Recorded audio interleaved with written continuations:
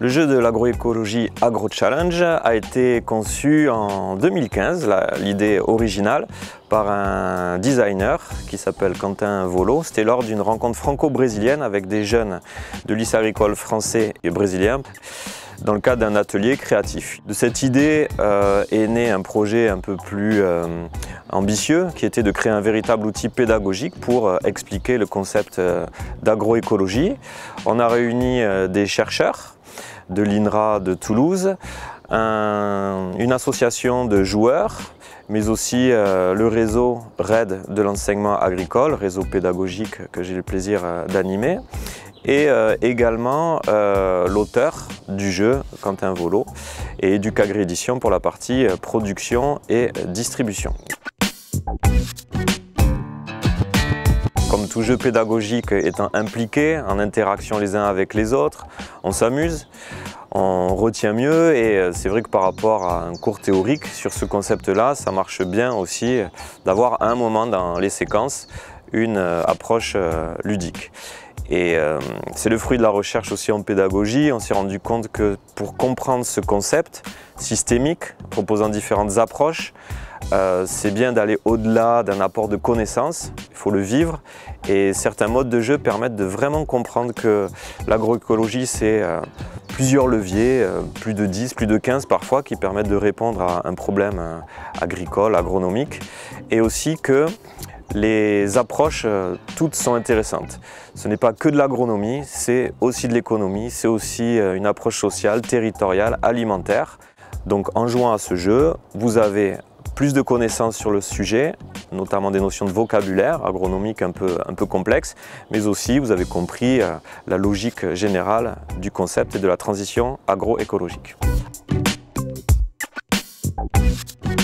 Alors les utilisations possibles sont nombreuses, il y en a même qu'on n'avait pas imaginé au départ qu'on était utilisées par la suite. Donc c'est adapté pour un public et des joueurs de plus de 15 ans. Le jeu propose, notamment en étudiant un peu plus le livret ou les autres vidéos, plusieurs modes de jeu.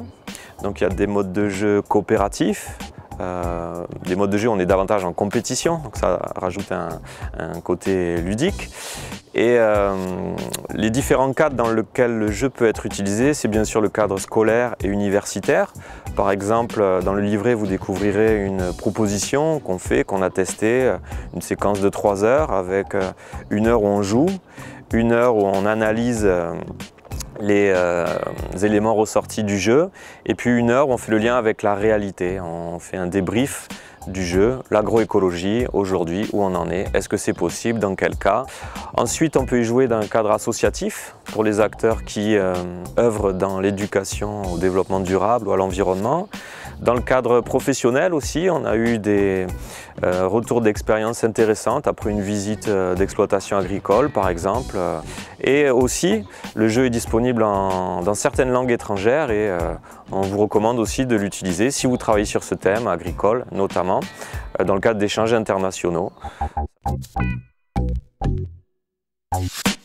Donc pour vous motiver un peu pour utiliser le jeu, sachez que cela permet d'organiser notamment des séances avec plusieurs enseignants. C'est le cas dans certains modules, enseignants d'économie, d'agronomie, d'éducation socio-culturelle.